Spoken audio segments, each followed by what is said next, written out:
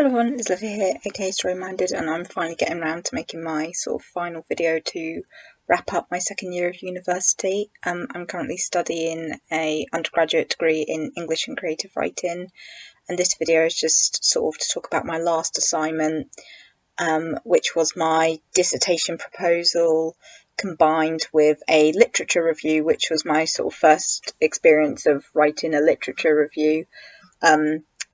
In terms of like critical academic research and writing a review of some of the sort of preliminary sources we'd gathered for our potential dissertation projects. I just need to bring up the photo. So there were kind of like two parts to this assignment. The first bit was we had to do the presentation, and from our presentation we got feedback from our lecturers, and a part of our dissertation proposal bit we had to, like, all that information that I included on my presentation I had to resubmit in this Word document, but then we had to take the two parts of feedback and we had to sort of say how we would act on it. So my 2 points were to do with some of my search terms, and then the other one was just sort of like a warning to not focus on a particular aspect that I was interested in for my project. But I'm just sort of going to read what I wrote for the feedback element of my dissertation proposal, just to sort of give you an idea of how you might want to approach this kind of assignment if you end up doing a literature dissertation. It might be something that you end up having to do. I managed to get a first on this as well, which I was really proud of. So although this sort of, I could probably improve on the way that I've written this, but no piece of work is ever going to be perfect, and that's my kind of area that I struggle with. I can articulate myself and I can come up with ideas and engage with text. That part's easy for me. It's the trying to it's the grammar and the like punctuation is kind of my areas of weakness.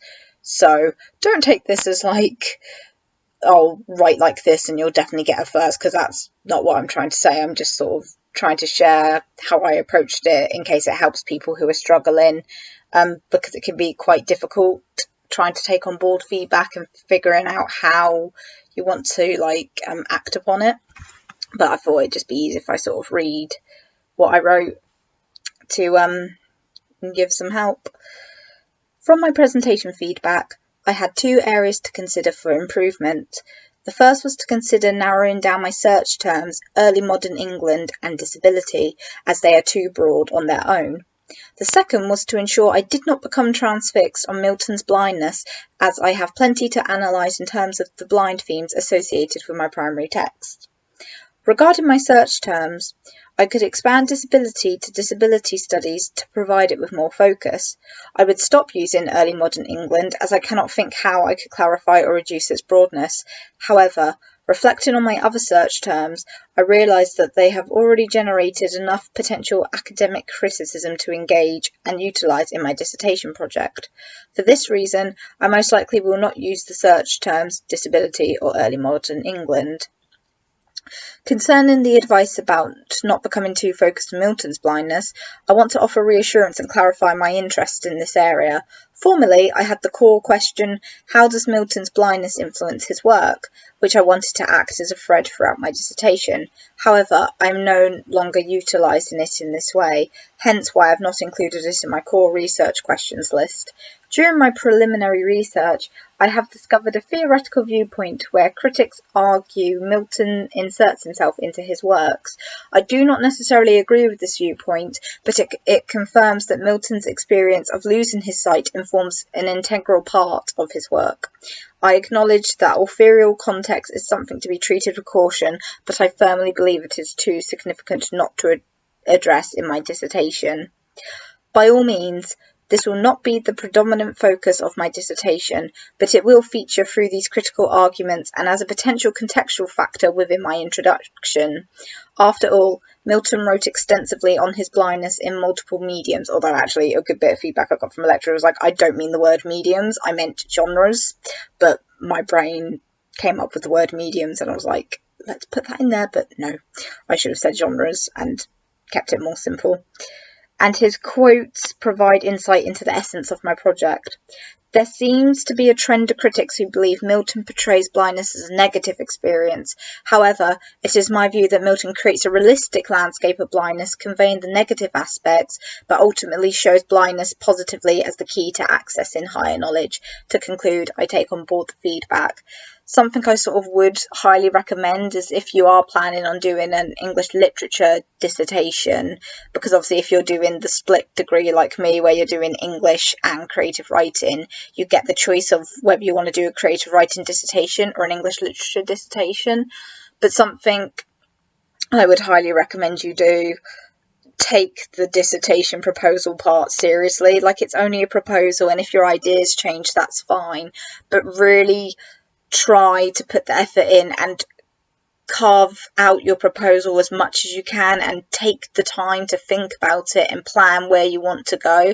Like, I'm still terrified about actually writing this beast of work, and I'm not sure how it's going to go.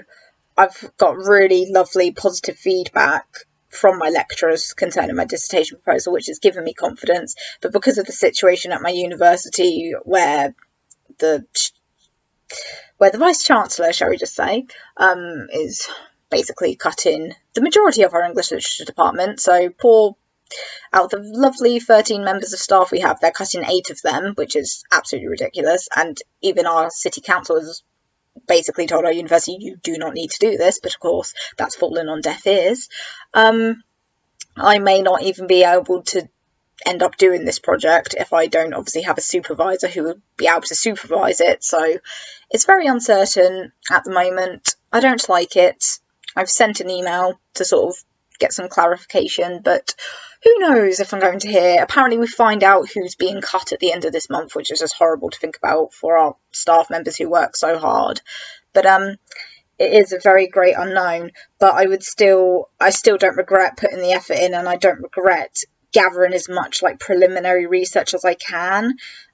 Even if you don't end up using the preliminary research you talk about, it can give you a really strong foundation for you to come back. Like, you don't want to leave it to the beginning of your third year to start gathering your research for this project, because you will literally have nothing to start crafting with. And apparently by October, which is when we go back, I'm due to go back on like the 5th of October. Obviously, once again, because of everything up in the air, I don't even know what modules I'm doing, but it's fine. For a lot of people, by the end of October, you have to submit like the beginning of your dissertation. So if you just sort of waste your time and think, oh, it's just a proposal, it's not that important, I can blag it. No, don't do that, because a lot of not a lot of, I only got to see some of the presentations, because obviously when COVID happened, I didn't actually get a chance to present my project. I had to submit it electronically. But I went into uni and saw some of my like peers do their presentations, and you can tell they hadn't been paying it. And I don't mean this in a rude way, but to be blunt, they clearly hadn't listened to what our lecturer was advising. The quality of their presentations were very poor, and there was just no focus. There was no thinking behind their dissertation proposals. They were very generic. They weren't fine-tuned enough, and these presentations were to inform this literature review. So you're kind of sitting there watching these presentations thinking, how the heck are they going to be able to write like a convincing literature review, which is something I've never done before. And I was like having not a mini crisis, but it was a bit of a challenge, but it paid off. So for the literature review, you kind of, the preliminary research, and once again, as I keep saying, it can change, and that's fine. Your lecturers aren't expecting you to know exactly what pieces of criticism you're incorporating, but the whole point of a literature review, as I sort of understand it, because once again, thanks to COVID, we didn't really get much seminar time to really talk with our lecturer about it. It was kind of like we started to have some sessions, COVID hit, and then it was like all of that was cancelled. So it was like, okay, we're just kind of, we could contact our lecturer if we needed to via email, and that was it. And it was like, oh, this is a bit stressful. But the whole idea behind a literature review is to demonstrate you're aware of the wider debates, the wider scholarly debates surrounding your text, your primary text. So you're trying to show your lecturer that you have an awareness of the kind of literature debates, and the literature review is also to show how your thoughts for your dissertation project, what you're interested in exploring, how it fits or doesn't fit within the realm of criticism that already exists concerning your text. So, for example, like I mentioned at the end of my feedback, something I noticed during my preliminary research is that a lot of critics believe that Milton has a very negative view on blindness, and Milton himself went blind. But I take the completely opposite view, and I agree in the sense that he does portray the sort of very harrowing effects of it, but he's painting a realistic landscape. And ultimately, I believe that Milton, or I'm arguing that Milton portrays blindness as as something positive, because all his characters who go through the experiences they go through, they gain an access to higher knowledge because of their blindness, whether that's spiritual blindness, which is definitely Adam and Eve, and that's cleared and rectified, or the blind poet narrator in who actually narrates Paradise Lost, or Samson Agonistes in Samson Agonistes. They all end up gaining higher knowledge, or still having a connection with God, and it's something that I thought was really interesting, that it's good because you want to kind of show how your project is going to address a gap, and I feel like there's a gap within the critical material I was analysing. So what I'm going to do for the last bit, because I'm not going to bore everyone with the amounts of, we had to collect 8 sources of preliminary research, and it was really hard. I had to really divide up my word count, and I had a very limited word count to work with. I had to sort of give a summary of, or the way I did it, I sort of gave a summary of the arguments and then talked about how my questions related to the criticism, what sort of school of thought was being described, and sort of talked about how my project either fitted in with it or sort of went against it, and sort of talked a bit about how I would utilise their critical material. So, but I'll just sort of read the introduction because that'll be simpler.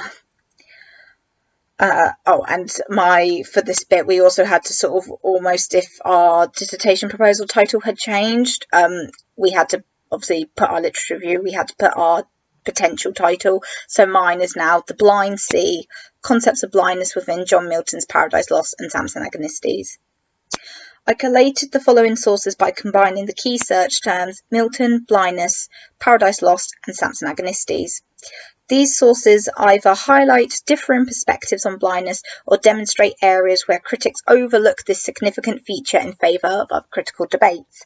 With this consideration, my review shall analyse and group arguments that share a similar school of thought but may diverge as is the nature of literary criticism. And then for each one, as I've already explained, I sort of went on to talk about how what the critics were debating and sort of how it tied in or didn't tie in with my project, and the sort of visionary concept idea that I ended up creating with the support of my lecturer, one of my lecturers who I really hope is going to stay, and I really hope will be my supervisor because it would just be perfect. The sort of visionary concept that we came up with, it very much is an area that's missing from the realm of criticism concerning Milton. So a visionary is someone who has access to, or has the ability to access higher knowledge that other people can't.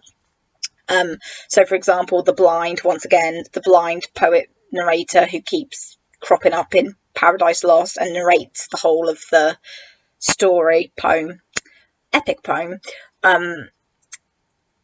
They have been given divine sight, because the tenses in Paradise Lost are really interesting. You kind of jump all over the place, and the narrator because the narrator is potentially, they are post-lapsarian, which is a term that means after the fall of mankind due to Eve eating the apple and then condemning all of mankind.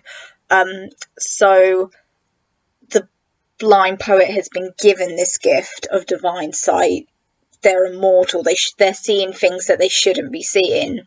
And they are blind themselves. So it's kind of that whole idea that even though they are blind, they've been given this connection with God, or they invoke this, I can't remember which one it is now, because to be fair, I haven't read the text for a while, but they invoke one of the goddesses to kind of have this connection and to show them things that are invisible to mortal sight. So it's that kind of, it's really interesting, because one of the critics sort of sees that as Milton's self-insertion in the text and more of an autobiographical connection, whereas I disagree with that view. I feel like it more so ties in with my argument of Milton is portraying blindness in a very realistic way, but is ultimately showing it as a positive thing. I mean, if the blind poet narrator wasn't blind, would they have still been granted this sight? And it's also very interesting historically to think about the significance that was placed on the eyes. The eyes were kind of the key to wisdom. It was kind of like a kinship between, it was like it was in Western culture in particular, the eyes were like the most important part of the body. So if you were blind, there's this kind of like disconnect from wisdom. And I mean, Milton himself had to like fight a lot of prejudice, and he wasn't very popular with a lot of people because he was anti-royalist and he had a lot of strong opinions, and he was a supporter of Oliver Cromwell. I think he worked for him at one point. But it's very interesting, sort of like, just because he couldn't see, or he gradually lost his sight, a lot of his critics then turned around and were like, well, it's God's divine punishment, which obviously offended Milton greatly, because he was a believer of God, and he despised the divine right of kings, which sort of said that, oh yes, the king is God's mouthpiece or vessel on earth. And Milton was like, no, God is the only judge. God is our one true superior king, and we should all worship him more than our own monarch, which was very radical and very dangerous at the time to be sort of going around saying. But it's just very interesting. I just really hope that I get to be able to do this project, because I feel very passionate about it, and I obviously love the whole religious aspect of it, and just blindness itself is a very interesting thing to explore. So anyway, I hope this video helps, and if anyone's watched this, thank you, and good luck with your own projects or degrees. Bye.